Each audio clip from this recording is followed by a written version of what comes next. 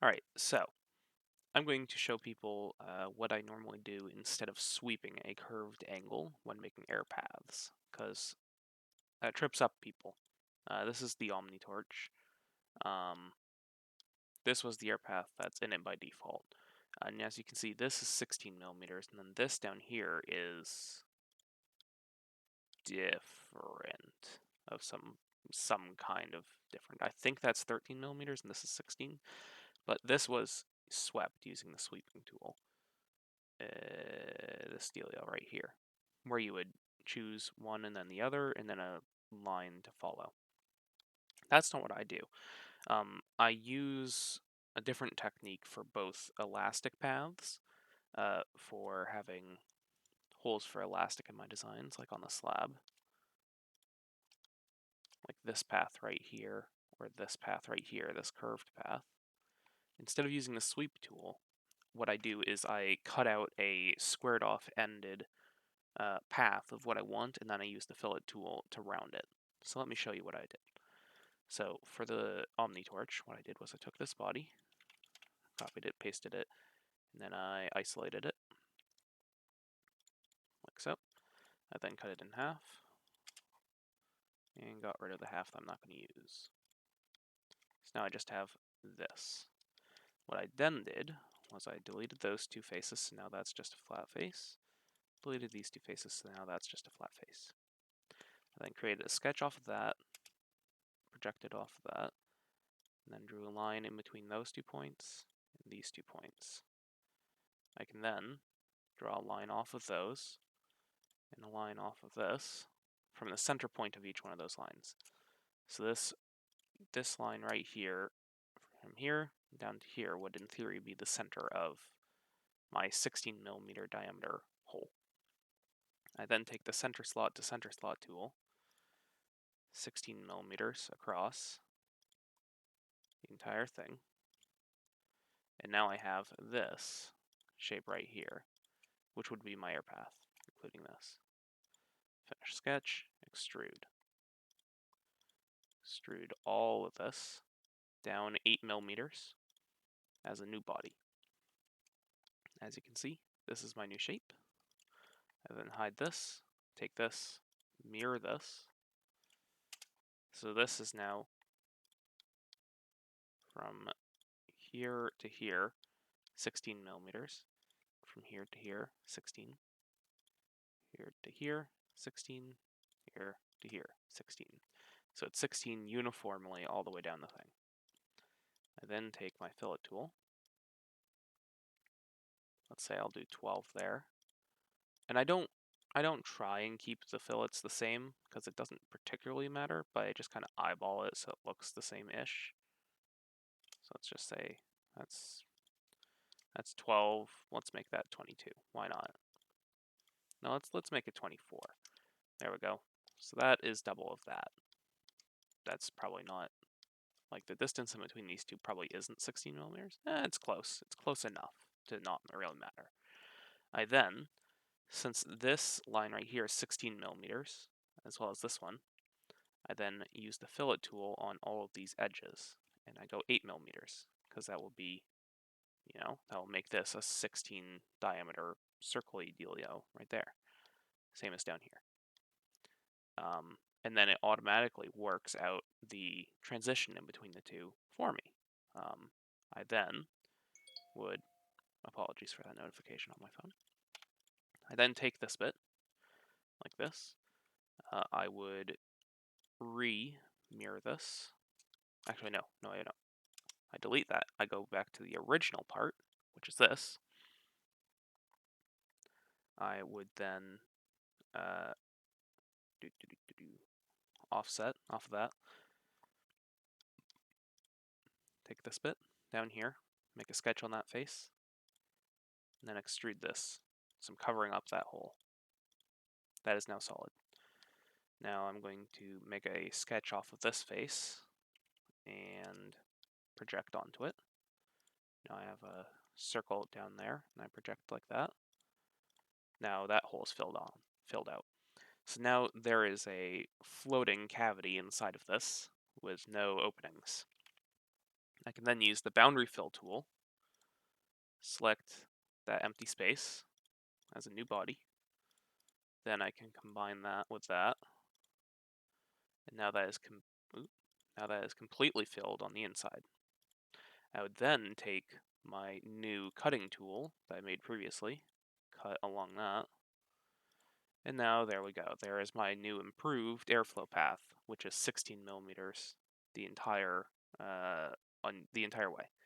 Now, if I wanted to have a path that was tapered, I can follow the same processes that I did previously, except that I would just have it like 12 millimeters down here, 16 millimeters up here, or whatever I wanted.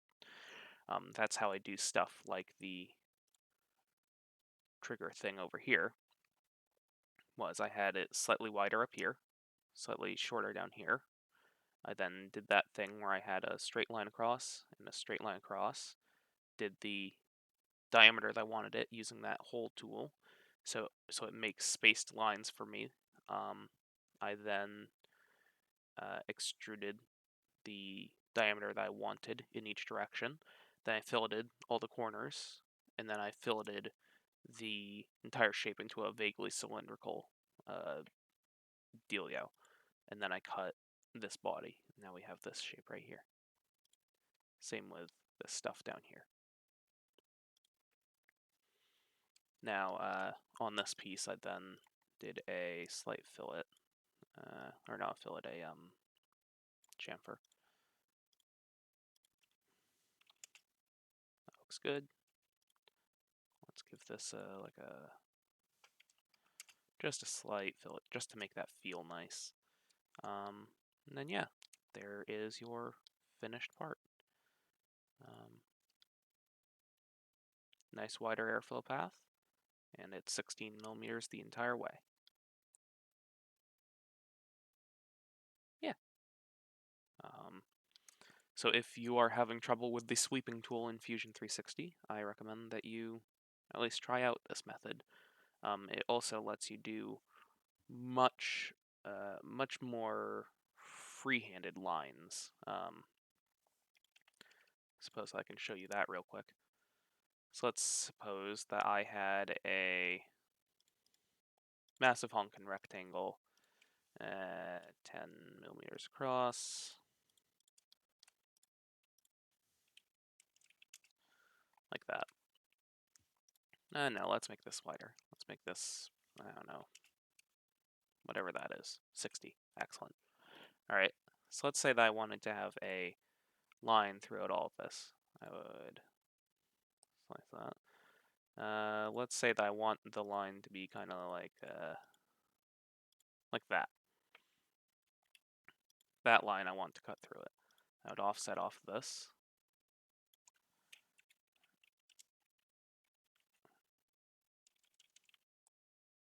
$16 millimeters. I can then cap off these ends to make this a solid shape.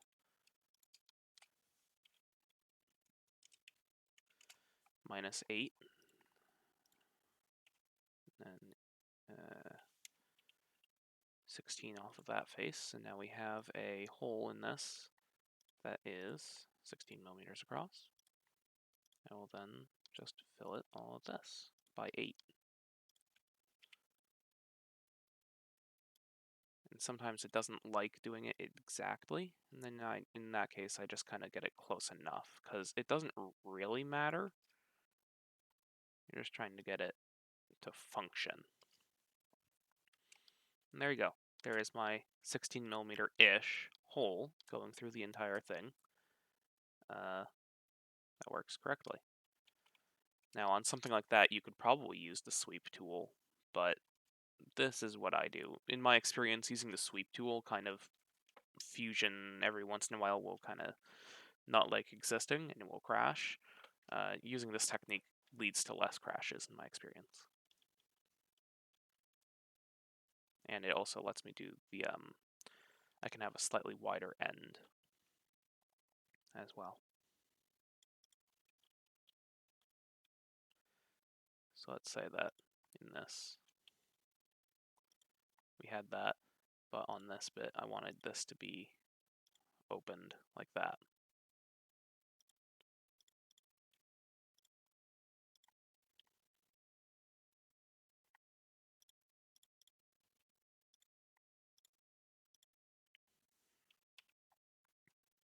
cut. Turn off analysis view. Then 16 from that face. Bam. There's my hole. And as you can see, it's wider over here. And then as before, just fill it. Oh, nope. And I want to round off this corner. And then I would just do the 7.99, so it's not exactly 8, so Fusion doesn't dislike me. But there you go. There is a hole that starts at approximately 16 millimeters across and ends at whatever this random thing is. As you can see, there you go. There's your shape. Hope this helps out with any issues or opens up new avenues for you in your 3D modeling. It's probably not the correct way to do it, but it works for me. Bye-bye.